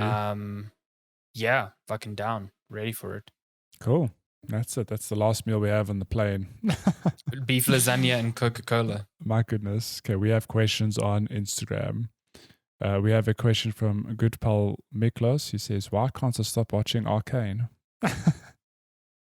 It's fucking great. That's why. He said on Discord this week he's watching it for the third time now. This man has a problem. Okay, yeah. Maybe you should. Maybe you should. Take I don't know. I don't know if Mick has seen Castlevania on Netflix. Oh, you could replace your Arcane addiction with Castlevania because, firstly, it's done. The story they've told is done. So it's 4 seasons, and you can just fucking fly through them. I have watched that series because every time a new season came out, I just restarted watching from the beginning. So I've watched the first 3 seasons like 3 times. And it's fucking great. They're short as well. You can get through them in a couple of hours each. Yeah. Oh, and they tell such a cool story. Just great animation as well. So yeah, when you're done watching Arcane for the 20th time, bounce off over to Castlevania. It's a good time. It's difficult to recommend any other shows in general though, because Arcane really, I don't know, that just upped the bar. I didn't get into the Dota one at all. No, so that's the thing. Like I enjoyed the Dota one, and I mean we didn't really get to this in game news, but the second season was also revealed. I think it's out in Jan. So I'm like, that's cool. I'm very keen for that. Which is wild. That means it's less than a year between both seasons. But I can't recommend that to Mick because I'm like, it doesn't look as good. The story's maybe not nearly as strong. Yeah, I don't feel like, the Dota one felt like I needed to understand some of the Dota characters to really understand what was going on. Whereas Arcane is just like, it almost could lose the League of Legends name and it would not it's impact almost like just the an origin story. And you don't need any preconceived ideas or knowledge on the game. And even if you do, like, you'll still enjoy it. I'm pretty sure League of Legends fans were like, oh my God, this is the best shit ever. Then you go and play League of Legends, you're like, oh, it's so toxic. Yeah, exactly. We have a question from my lovely wife, Lenska Tweedy, who says, what are you each looking for? Well, my God, I read that wrong. I thought she was going to ask you to do the laundry or something. Oh my God. Like, you don't listen to me in real life. I have to send questions into your show. Yeah, exactly. What are you each looking the most forward to playing over the holidays? That's a good question. So I am looking forward to finishing It Takes Two with Lenska because we are nearly done with it. And I do wonder, should we pivot and play A Way Out? It's not nearly the same game, but it is a co-op game from the same studio. I wonder, would we enjoy that? I think so. Yeah, I think so. I would recommend. I'd consider you doing that, giving it a try. Yeah. But other than that, I just really want to play Halo Infinite. There are some things that I've missed this year that I'd love to get to, but I just won't have the time. But the likes of, The Forgotten City. What a game. Moonglow Bay, which is just launched. Also wanted to get to that. Where will I find the time game. for that? Yeah. Psychonauts 2 and Inscription. That's like 4 games. Will I finish them in a week? Definitely not. But I'd love to find the time to play them. And then come January, we mentioned earlier. You've left out Echoes of the Eye as well. Echoes of the Eye. Oh my God, there's another one there. Shit. Yeah. Yep. Yeah, mine is mostly just backlog stuff, but the 2 games that I've put off that I definitely want to get back to, that I actually haven't even started are Inscription.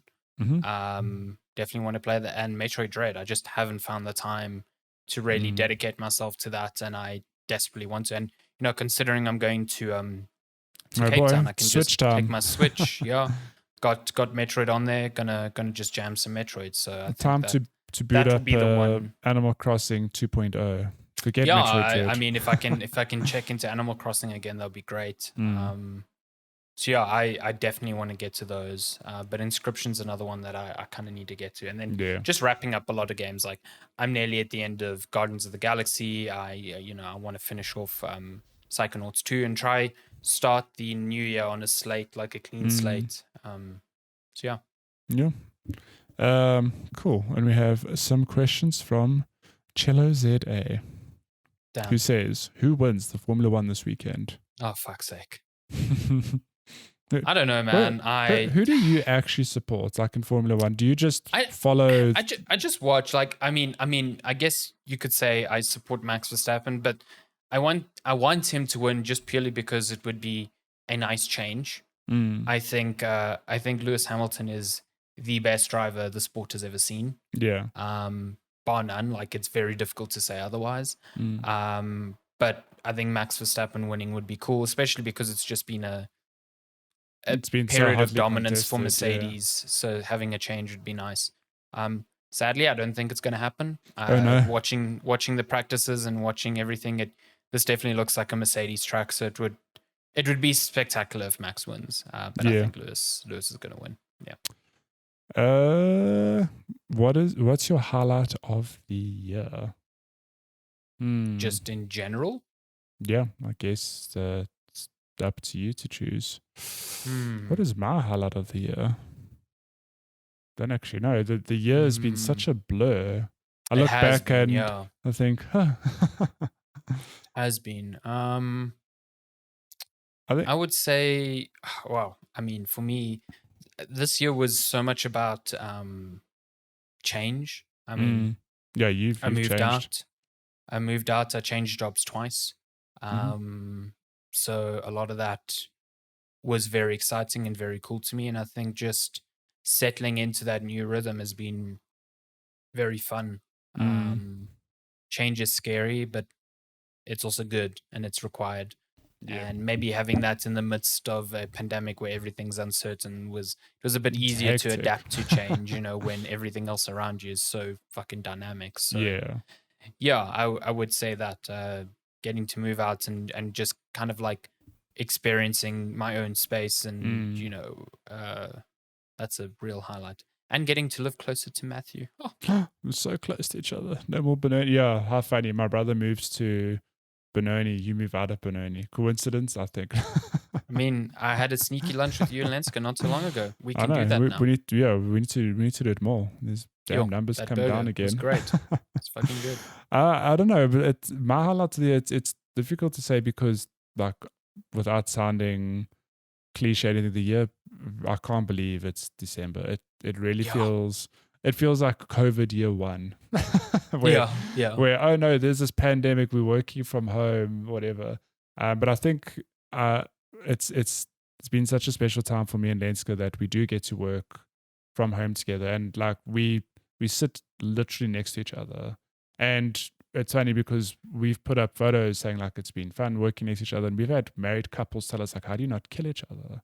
And like I get that, but we've just learned to work next to each other, and we're going to be genuinely very sad when this isn't the norm and we have to go back to our day jobs at an office or work remotely a few days, whatever. It's been so nice that I don't have to drive to work and back home, and there's all this transit time. It's like I just have more time with her and vice versa, and it's been really, really nice. And yeah, I don't want it to stop. It's gonna be I get you. It's Shani and I went through the same thing and didn't kill each other, and that felt great. So yeah, it's a good time. That's cool. What's your New Year resolution? Playing games with me can be one. That's definitely not one. My goodness. New Year's resolution have to be things I want to do. That's not Lent. It's not like a sacrifice. You know what I mean? I'll give up playing single player games and play multiplayer games with you for Lent. How about that? Sure. I've atoned for my sins. I like that Chillo's Catholic now all of a sudden. Or you are, because you're giving up something for Lent. New Year's resolution. When it comes to this sort of thing, I don't knock anyone who does otherwise, but I don't like saying like this year I'm going to be a more positive person or whatever, because I just like to set myself more, I suppose, tangible or like grounded goals. So for example, and again, like I'm not knocking anyone, but for example, I'll say like this year I want to run 1,000 kilometers and I'll work towards it because it's tangible. I can go, oh yes, I've run 500 kilometers, it's halfway through the year, like I'm on track to ticking this off. So things like that, my goals often align to, I want to run this distance this year, play X amount of games, read X amount of books. yeah, so I guess every year it's just nice to up it a little bit. So my goal this year is to run 1,200 Ks. Did you hit it? I've run like 1120, so I've got 80 Ks to go. And it's December, so I should insane. hit that. Yeah. That's impressive. I think in terms of games, I wanted to play something like 30 games this year. I've smashed that. I've finished 43 games this year looking at my sheet. Holy crap. That's nearly, you're like borderline on 4 games a month there. Yeah, but when I sit and I think, I'm like, how do I do this? Because it feels like there are periods where I'm not rolling credits on anything, but I think it's because I'm playing, 2 to 4 things simultaneously, and then I'll probably end up finishing them at the same time or in periods. And then I obviously pepper in some, very short experiences that I finish in like a day or two. But yeah, I set myself goals like that, and next year I'll probably just up those numbers. Gotta pump up those numbers, Matthew McConaughey style. Yeah, that's your New Year's resolution. I don't know, really. I think, I definitely want to get a pet. All right, that's cool. Living this year without a pet has been fucking terrible and hard. So definitely want to make that change, which I don't think will be too difficult. I think, I've been umming and ahhing with the sort of running thing as well. Like I do want to do a year where I hit 1,000. Yeah. I don't know if I'll be able to do it next year, but I'd like to commit to trying to at least do it next year. And just, I think, a lot of this year I've realized that I spend a lot of time on like social media and Twitter and stuff, and it's just a waste of fucking time, honestly.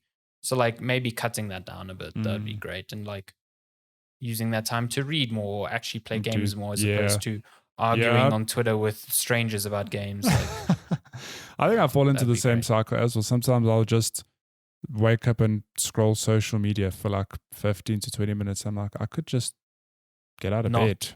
Exactly. Do so. Like I could get out of bed, make breakfast earlier, and play games for a little bit longer in the morning. Exactly. Like, So something that's a good one. Maybe I should do the same thing. We check on each other. What is your screen time this week? 3 hours a day. Oh, it's too much. So like whenever that notification pops up on my phone from Apple, where it's like, this is your screen time, I'm like, good Lord, what am I doing? Like, what is this? My goodness. Yeah. Cool. Oh, and on the running thing, it does help to, like, for me, because I wanted to do 1,200 Ks over the year, it becomes a thing of I need to run 25 Ks a week, which becomes, it's a lot more tangible. It's like I do 2 5K runs. It is scary though. It's scary if you miss 1 week. If you don't hit that target, then you're playing catch up. It is, but it's pretty simple to play catch up, because then it's like next week I need to just put in an extra. I feel like the next month or 2 to 3 weeks I'll do an extra 5K run, or I'll just add an extra K or 2 to my existing run. Because it's a mindset on that, because even like I've done that. I've been sick and I've missed runs. And I'm like, oh God, I need to make this up, and I always do. So another one. Get my fucking braces off. That'd be great.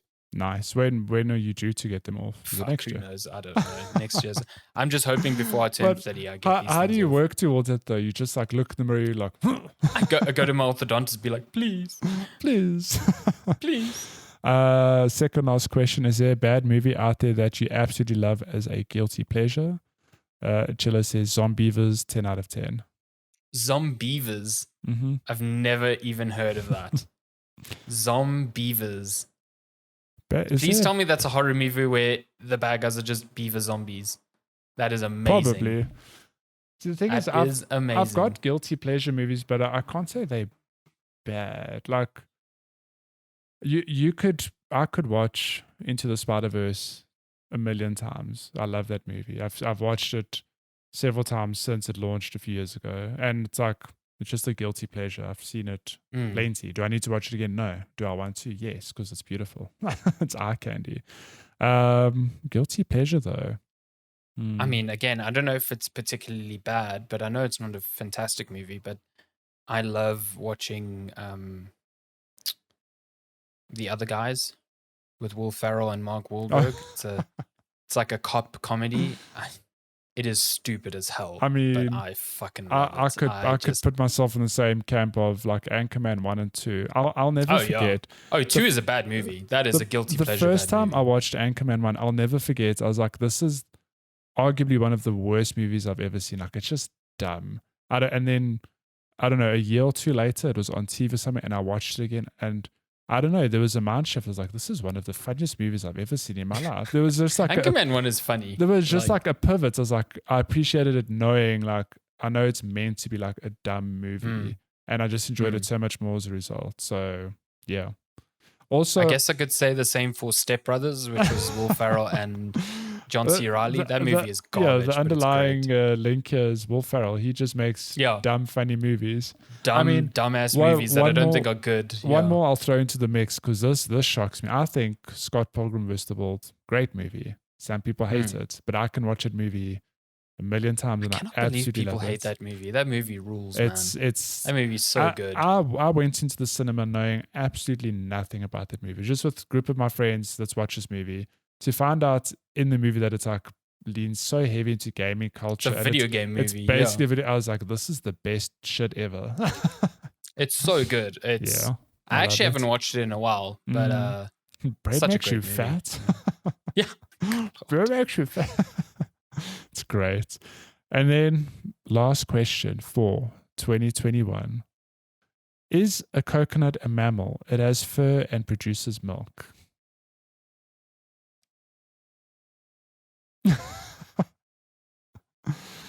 I mean, it does not produce live young. But it doesn't it? How do coconuts grow? They grow from seeds. Yeah, but I mean, it can also it doesn't breathe oxygen. Doesn't it? I guess maybe like photosynthesis and stuff. It's technically like breathing for plants. But wait, hold on. He uses fur as a as a qualifier for mammals. There are many mammals without fur. But in this instance, it's whales, dolphins, they don't have fur. They just shave.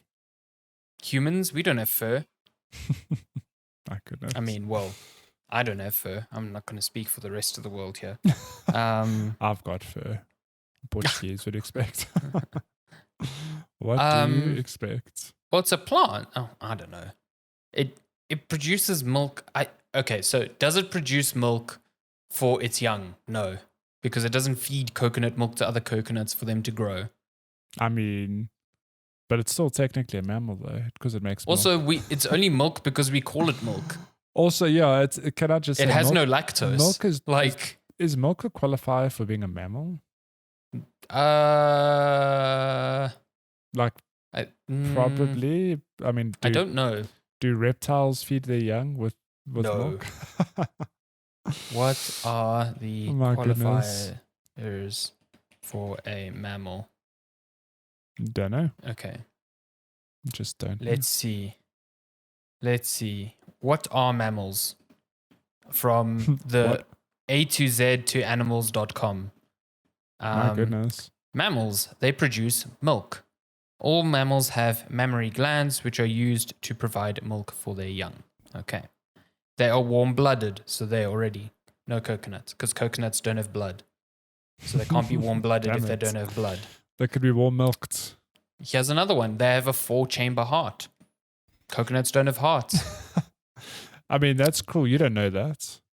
They have a similar ear structure. Okay, we can, I'm not gonna say someone doesn't have coconut ears, you know what I mean? They replace their teeth once over their lifetime. Damn, coconuts don't have teeth. That's amazing. I did not know that was a mammal qualifier. Another mammal qualifier to know. Their lower jaw is made of a single bone. Do coconuts have bones? No. They are protected by hair. Okay, so the fur argument stands. They have a neocortex, which is the part of the brain responsible for decision making. Do coconuts have brains? No. Can they bash your brains out? Yes. Yes. I mean, I'm going to Google, see if someone's asked this. Is a coconut a mammal? Oh my God, it actually came up as a predictive text thing. Wow. So to answer your question, coconuts are classified as coconuts and not as mammals.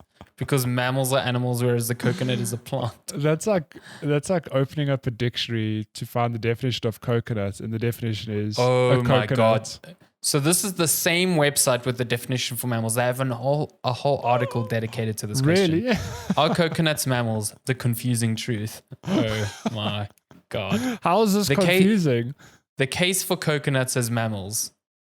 The capacity to produce milk, the presence of hair or fur, ears composed of 3 bones. What the fuck? The ear. Hold up. Oh my God. Was this written by Cello? Who's the author of this piece? The case against coconuts as mammals. And literally everything else. Yeah, literally everything else. Don't have a spine. Don't have a brain. Sure, that's cool. Jesus. Where coconuts fit into taxonomy. If coconuts don't share a recent enough ancestor to be classified as mammals, how closely are they related? Oh my God. Who knows? The conclusion, are coconuts mammals? Officially and unequivocally, coconuts are not considered mammals. Boom. Well, there science, you go, Chilla. You just got scienced. Definitely not mammals. You can't argue with A to Z to animals.com. Not on this podcast. I will not have it. We will not have it. Yeah, that was quite a zinger to end on for the year of questions. Loved it. Love to see it. Yeah, that's questions. If you want to send us questions in the new year, you can email us checkpointchatpodcast@gmail.com. You can also find us on social media at Checkpoint Chats on Twitter, on Instagram, on Facebook, all of the nice places. Sorry, I'm just plugging in my mouse because it's telling me it's dying. It's like, help. Help me. Please. I'm a mammal on your desk. My word. Yeah, that's it. Are computers mammals then? They have a brain. Do they have a heart though? And do they produce milk? No. I mean, if you got water cooling, I guess you could put milk in your water cooling. Wow. Is that the name of the episode? Milk water cooling. Yes. Nice. That's what my computer produces milk. That's the title. Easy. Good Lord. That is easy. We're going to end up on some fucking strange Google searches, I'll tell you that much. I can't wait. But yeah, that's the last normal, I guess, if you want to call it that, episode of Checkpoint Chat. Mm-hmm. Again, thank you so much for listening throughout 2021. It's been a joy to entertain you. Mm-hmm. It's been a joy to have every one of you listen and help us out on this journey. We appreciate you as always, even if you ask us if coconuts are mammals. We still love you deep down, real deep. Have a great and safe holiday, and we will see you in the new year. Mm-hmm. Well, there is one episode coming out next week. Yes. We're just recording it today, but yeah, we will be dropping our Game of the Year episode where we share next week. I presume our top 5 and some honorable mentions. Our favorites from this year.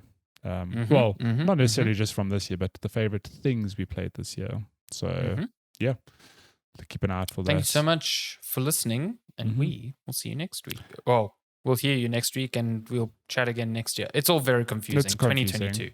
We'll see you. Goodbye. Okay. Bye. Bye.